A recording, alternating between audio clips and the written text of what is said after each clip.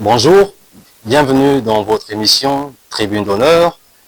Je suis l'évangéliste Juste Dorian Lenné, votre hôte pour cette édition spéciale. Aujourd'hui, nous avons l'immense plaisir d'accueillir sur ce plateau un invité de marque, notre père, le révérend pasteur Ange Alouna, homme des médias, passionné de l'évangile, un véritable artisan de la transformation des jeunes.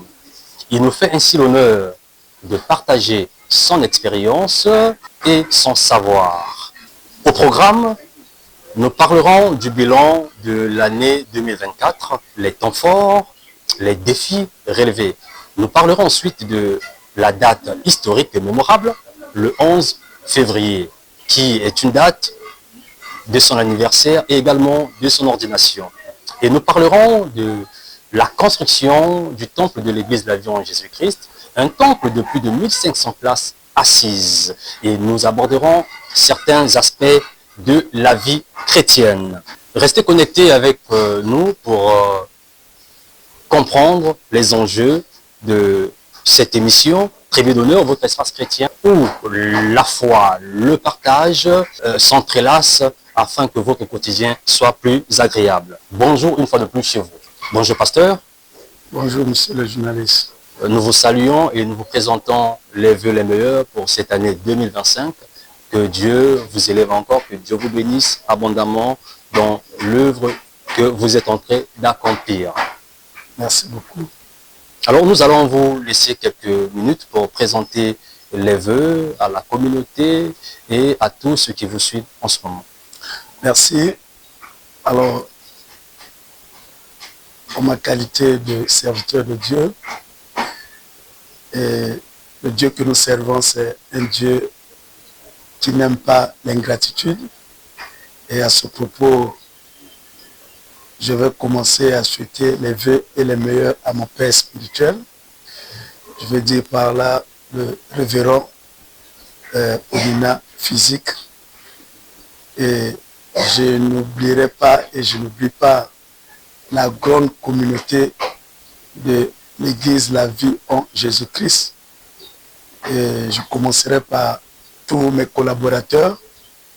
Et au niveau de tous ces collaborateurs, je cite nos ambassadeurs dans nos assemblées, oui, au Bénin, et de partout là où nous sommes implantés. Et je n'oublie pas également le peuple de Dieu, et sans oublier également ceux qui me suivent sur les réseaux sociaux. Que notre Dieu et le Dieu que je sers vous bénisse et vous apporte ce dont vous avez besoin, et que cette année soit pour vous et vos familles une année de différence par rapport à l'année précédente. Voilà d'une manière générale. Ok, merci pasteur.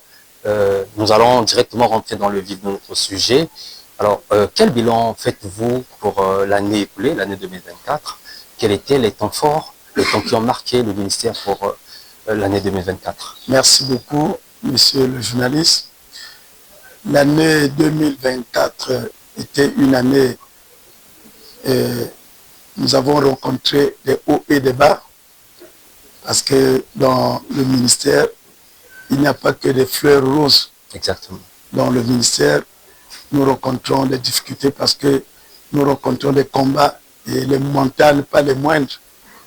Alors, ce que je peux retenir comme un bilan, l'année 2024, c'est la construction de notre temple. Un temple, je vous ai suivi, vous avez parlé de 1500, mais il faut, et là c'est pratiquement plus de 1500, 1800 places. Et en une année, la grâce de Dieu était à l'ordre du jour. La grâce de Dieu nous accompagnait, et du début des travaux jusqu'à le niveau que nous sommes, vraiment... Exactement, nous aurons le temps d'aborder le point concernant les travaux. Voilà pour la construction. Alors, le deuxième élément, c'est ma tournée européenne. Exactement. Et cette tournée, la grâce du Seigneur était également au rendez-vous. Et dans cette tournée, ce qui a marqué cette tournée, c'est l'implantation d'une représentation de l'avion Jésus-Christ au niveau de l'Italie. Vraiment, c'était une grande bénédiction. Et puis, je n'oublierai pas l'organisation en 2024 d'une grande conférence que nous avons l'habitude d'organiser. Le leader et son foyer. Le leader et son foyer. C'était vraiment une réussite qui nous avons rassemblé les serviteurs de Dieu, nous avons rassemblé les chefs de famille et vraiment la grâce de Dieu était au rendez-vous. On doit préciser que cette conférence devient une conférence internationale parce qu'il y a des orateurs qui viennent de partout dans le monde. Justement. Donc, voilà ce qui a marqué l'année 2024 au niveau du ministère. Et voilà. Okay. Maintenant, si on voulait parler de cette année 2025, quel est le message particulier que Dieu a donné à la communauté, à l'Église, la vie en Jésus-Christ? Merci. Le message que Dieu a donné à la communauté, la vie en Jésus-Christ, et Dieu nous a dit que c'est une année d'attitude. C'est une année d'attitude. Et à travers ce message, c'est déjà une ligne que le Seigneur a tracée pour nous. Exactement. Comme le Seigneur, quand il s'est adressé aux églises, et quand il a donné le message à Jean pour écrire, et il a donné un message à l'église de Sardes, et nous également de notre côté, nous avons reçu cette directive, c'est-à-dire une année qui est une année d'attitude. Voilà ce que nous avons reçu de notre Seigneur. Merci beaucoup, pasteur. Et nous voulons aborder le troisième point qui était un point très capital. Vous avez déjà annoncé ça tout à l'heure en ce qui concerne la construction. Alors nous voulons savoir à quel niveau la construction est maintenant. Oui, la construction, au moment que nous parlons, nous sommes en train de nous battre, nous sommes en train de s'organiser, d'affronter pour couler la deuxième date. Oui. Et après la deuxième date, c'est là où les travaux vont continuer. Donc, en ce net moment, les ouvriers sont à pied d'œuvre pour que la deuxième date puisse avoir lieu. Donc, voilà le niveau actuel de la construction. Ok. Mais est-ce que en cette année, c'est possible que la maison soit attelée? Parce qu'on oui, constate qu'il y a encore des ouvertures et puis en cas d'intempérie, vraiment les gens ne sont pas à l'abri. Merci beaucoup. La Bible nous dit qu'avec Dieu, nous ferons des exploits et il écrasera nos ennemis. C'est la maison de Dieu, c'est le temple de Dieu, ce n'est pas le temple du révérend Ojaluna. Exactement. Mais c'est la maison de Dieu. Donc nous espérons et nous osons croire ce Dieu-là qui garde le départ et l'arrivée. Et nous avons commencé avec lui. Alors, en cette année, notre foi va nous conduire que nous allons tôler cette maison et réunir un peu les conditions à l'intérieur parce que nous visons le 31 décembre de 2025 que toute cette grande communauté de l'avion Jésus-Christ, ceux qui sont à Brazzaville, donc toutes les assemblées de Brazzaville, toutes les assemblées de Brazzaville que nous célébrons le 31 décembre ensemble. Donc voilà le défi.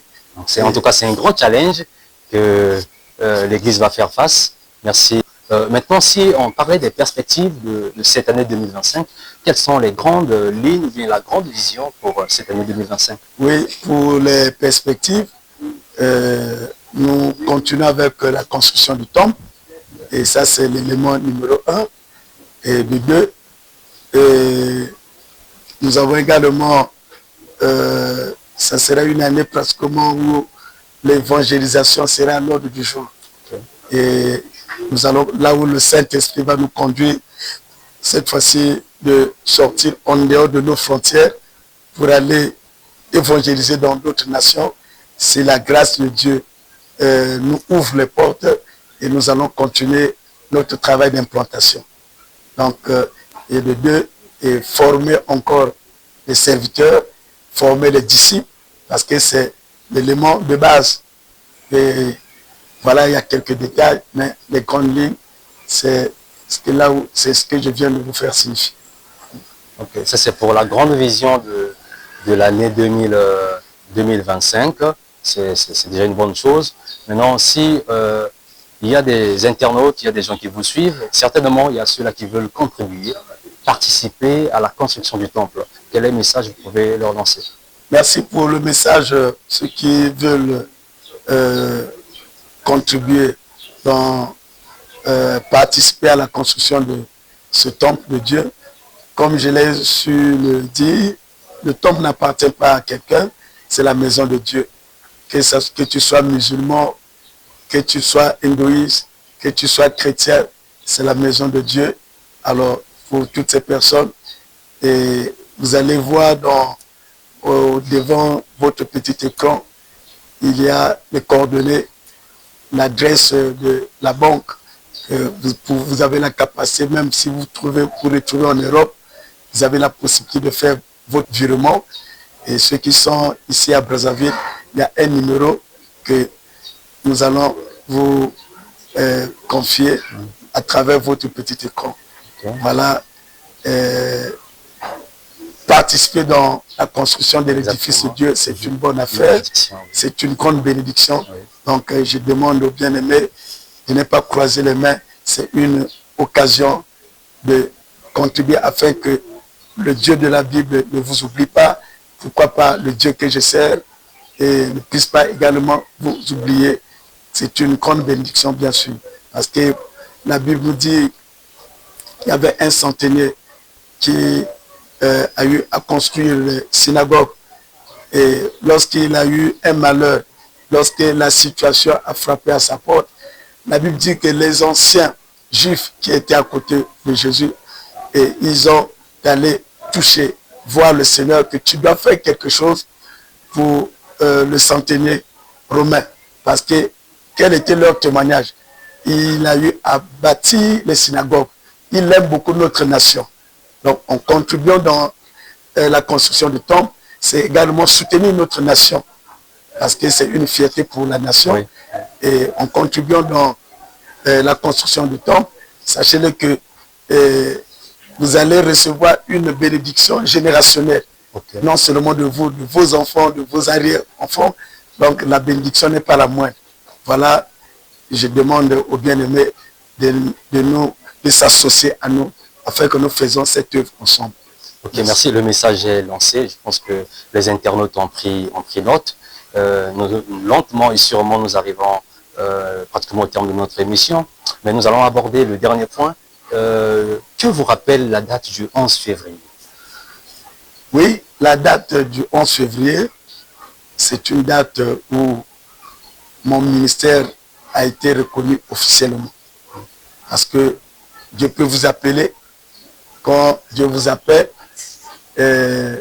sur la terre des humains, il faut que quelqu'un puisse reconnaître votre ministère. Et ça va vous permettre d'entrer dans le corps de Christ. Exactement. Par la grande porte. Et ça va vous permettre également le monde des esprits puisse vous reconnaître. Et la Bible nous parle de Saul. Quand il a rencontré le Seigneur sur la route de Damas, la Bible nous dit que le Seigneur lui a demandé d'aller rencontrer Ananias. Et Ananias a confirmé son appel. Ananias a reconnu son ministère. Et c'est là où les choses ont démarré avec Paul. Donc le 11 février, c'est la date à laquelle mon ministère était reconnu officiellement. Okay. Merci beaucoup, pasteur. Je pense que nous sommes au terme de notre émission. Nous allons vous accorder quelques secondes pour s'adresser à la caméra et de lancer un mot, une bénédiction pour tous ceux qui vous suivent actuellement. Merci, chers internautes et les bien-aimés qui sont connectés. Je vais vous dire une chose, c'est une nouvelle année. Une nouvelle année. Alors, lorsqu'on parle d'une nouvelle année, la première des choses, nous devons faire notre petit bilan. Comment nous avons dans ce bilan, quelle était notre marche avec le Seigneur. Parce que sans le Seigneur, personne ne peut aller de l'avant. Donc, toi qui me suis, si en 2024, ta marche avec le Seigneur était médiocre, alors je vous en prie, arrangez les choses et que votre marche avec le Seigneur, prenez la décision afin que ta relation avec le Seigneur, ta relation avec le Saint-Esprit soit la meilleure de toutes les relations. Mais pour toi qui n'as jamais reçu Christ dans ta vie comme Seigneur et Sauveur, et là, la première des choses, en cette année de 2025, tu dois recevoir Christ. Et ne pas marcher avec le Seigneur, ne pas le recevoir dans sa vie, alors c'est un péché et c'est de l'ingratitude. Parce que lorsque Dieu nous a créés, la première des choses que nous le servons. Donc pour celui qui n'a pas reçu Christ comme Seigneur et Sauveur, que cette année, alors recevez Christ dans votre vie afin que 2025 soit véritablement appelé une année de différence. Alors d'où j'aimerais que tu puisses recevoir ce Christ comme Seigneur et Sauveur. Dites avec moi, Seigneur Jésus, maintenant, je te reçois dans ma vie comme Seigneur et Sauveur personnel. À partir d'aujourd'hui, je prends la décision d'abandonner les maîtres et maîtresses que j'ai eu à servir inconsciemment ou consciemment. Soyez bénis, je vous aime beaucoup. Nous avons commencé avec 2025, mais avec Christ, nous allons l'achever. Que Dieu vous bénisse. Merci, pasteur. Nous allons vous libérer, mais il y a une question que les gens se posent. Est-ce que cette année, l'édition sur le leader et son foyer aura bel et bien lieu? Parce qu'il y a beaucoup de gens qui se demandent, ils nous posent des questions de savoir est-ce que cette année, il y aura la conférence internationale? Ok, nous avons commencé, je rassure les bien-aimés, au peuple de Dieu et à tous ceux qui nous suivent. Cette année, il y aura bel et bien l'édition, le leader et son foyer. Parce que c'est parmi les enseignements clés dans la vie chrétienne. Exactement. Et surtout au niveau de nous les leaders. Toi qui es chef de famille, tu es aussi un leader. Vraiment, je vous rassure, cette année, nous allons avoir la 1e édition. Et Dieu et les serviteurs de Dieu qui seront invités, ils vont nous bénir. Merci. Merci beaucoup. Et nous voulons préciser aussi qu'il y a la participation des femmes, les femmes leaders, juste pendant la conférence internationale Le leader sans foyer, les femmes se réunissent aussi pour écouter ces enseignements. Merci, vous que nous avez suivis. Nous voulons remercier toute l'équipe technique, la coordination pour ce travail. Et nous voulons remercier l'espace que nous a reçu, espace Yabikuta Kia Makelekele. Par là, je veux saluer Monsieur Bikuta et Madame. Que Dieu vous bénisse abondamment. Le rendez-vous est pris très prochainement pour un autre numéro. Merci.